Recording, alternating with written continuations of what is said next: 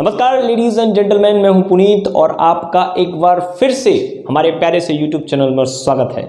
तो चलिए आज हम बात करने वाले हैं एक नई चैप्टर के बारे में जिसका नाम है नाउन। ठीक है ना। तो नाउन के बारे में आज हम पढ़ने वाले हैं कि नाउन की मोस्ट वांटेड एरर को आप किस तरह से उन पर दिमाग अपना लगा सकते हैं। ठीक है ना।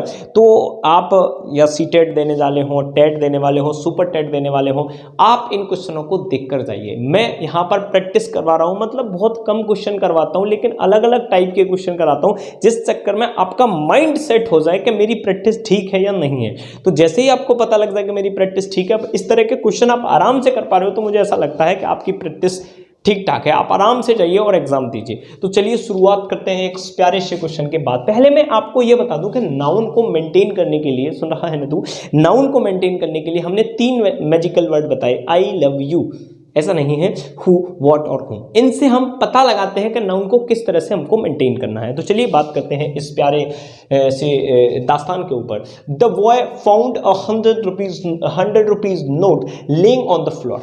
एक लड़के को पाया, एक 100 रुपये का नोट पाया था फ्लोर पर। अब समझिए कि किस तरह से इस चीज को देखना है। तो पहले हमने द बॉय देखा, फाउंड, एक बॉय को मिला। क्या मिला? तो ए आया है। बात को समझने की कोशिश करना। तो ये नाउन लेगा अपने साथ, नोट एक नाउन हो गया। एक बॉय को मिला, मिला क्या? नोट मिला, एक नोट मिला। तो इससे पहले ये सारा का सारा एडजेक्टिव में जाएगा कि नहीं जाएगा? ये सारा का सारा एडजेक्टिव में जाएगा। तो एडजेक्टिव अपने पास वो क्वालिटी नहीं रखता एस या ईएस लगाने की। एडजेक्टिव अपने पास वो क्वालिटी नहीं रखता वो एस या ईएस लगाने की। तो आंसर किस फॉर्म में जाएगा? इस पार्ट में जाएगा। एक बार और बताता हूं। द बॉय फाउंड, मिला क्या? एक नोट मिला। एक नोट नाउन से पहले जो भी होगा एडजेक्टिव फॉर्म में होगा। एडजेक्टिव को प्लूरल नहीं बनाते, तो आंसर क्या होगा? B for Bombay. I think आप इस बात को समझ चुके होंगे। दूसरा, the Taj Mahal is one of the most beautiful building in the world. अब एक बात बताओ, इसने बोला है कि जो ताजमहल है दुनिया की सबसे खूबसूरत इमारत है, मतलब दुनिया की सबसे खूबसूरत इमारतों में से एक है। तो अब देखिए किस तरह से क्वेश्चन को पकड़ा जाता है। जैसे वन आया, उसके बाद आया of.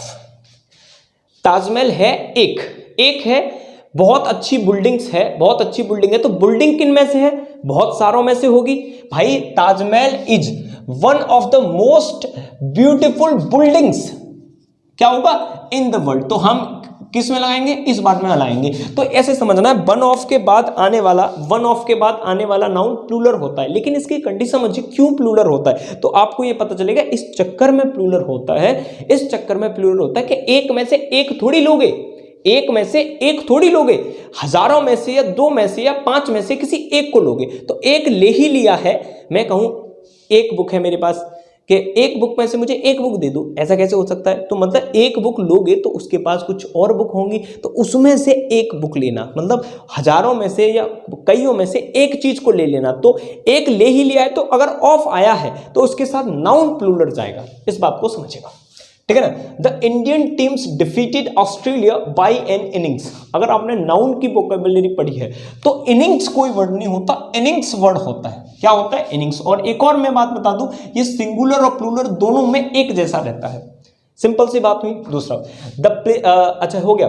The pleasantry is hard hit by the nature disaster.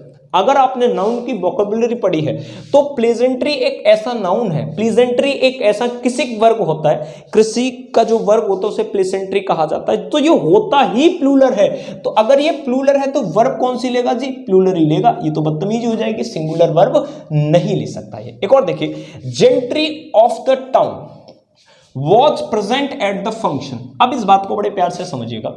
हम कहते हैं कि ये वॉज, हमने वर्ब को पकड़ा और वर्ब से आने वाला ये सारा का सारा सब्जेक्टिव केस हुआ।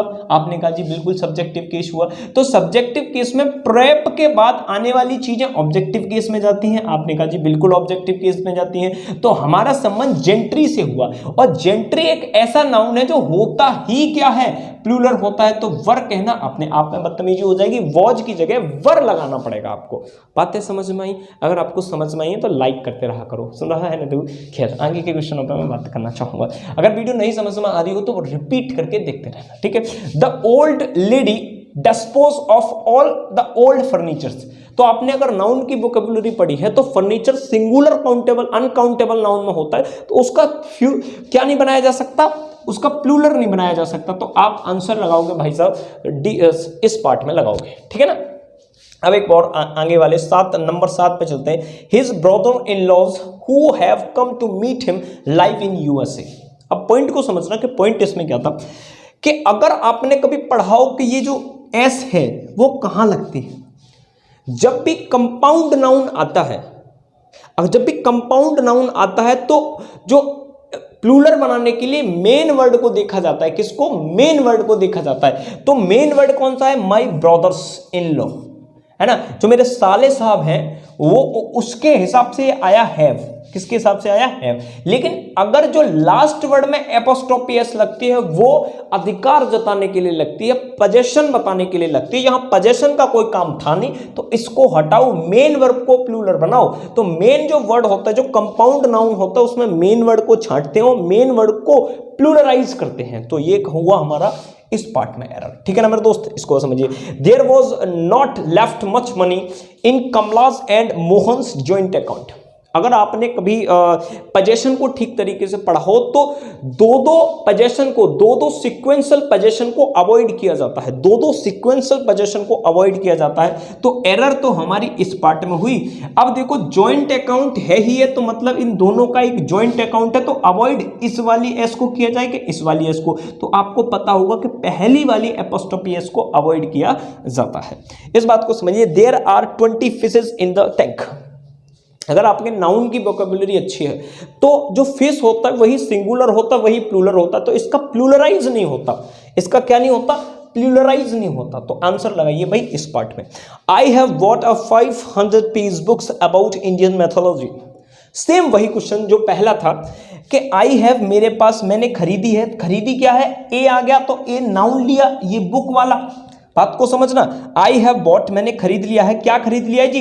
एक बुक खरीद ली है। बुक की ये क्वालिटी बताने के लिए आया है ये से 500 बुक्स, ये इसकी क्वालिटी बताना है। तो अगर ये बुक की क्वालिटी बता रहा है तो ये एडजेक्टिव हुआ, और एडजेक्टिव की ऐसी कोई क्वालिटी नहीं हो सकती जो प्लूरल बने। तो एरर किस पार्ट में लगाओगे जी? इस पार्ट में लगाओगे। बातें समझ में आ रही हैं? चलो आगे चलते हैं। द रेड टीम, जो रेड टीम थी, discover bagfuls of the money vault in the world. अगर आपने पोजेशन ठीक तरीके से पढ़ा है तो जो फुल एंड में लगता है तो एपोस्ट्रोफी एस उनके बाद आता है। जो एस प्लूरल बनाते हैं ना तो बैक्स में नहीं बनाते, फुल के बाद बनाते हैं। कहां बनाते हैं? फुल के बाद में बनाते हैं। तो यहां पर आप एरर लगा दोगे। Last question of the day कि politics are a dirty game. मैंने कहा था जितने बड़े भी सब्जेक्ट्स हैं इनको अगर सब्जेक्ट की तरह देखा जाएगा तो ये प्लूरल होते हैं, ना कि ये सिंगुलर होते हैं। सिंगुलर होते हैं, ना कि ये प्लूरल होते हैं। तो पॉलिटिक्स यहाँ पर एक सब्जेक्ट की तरह दिया गया है, और सब्जेक्ट की तरह दिया गया है तो आर न कहकर आपको इज कहना सेंसिबल लगेगा। आर न कहकर इज कहना सेंसिबल लगेगा। आई होप आपको ये वीडियो पसंद आई होगी मेरे दोस्त। मैं आपसे बस इतनी सी गुजारिश करना चाहूँगा, ये सीरीज़ में कम से कम आपको 50-60 क्वेश्चन कराऊंगा नाउन के, तो प्लीज़ सीरीज़ को सपोर्ट करें और भाई साहब घंटी दबा दें, है ना, चैनल को सब्सक्राइब कर लें और खुश रहें। नमस्कार।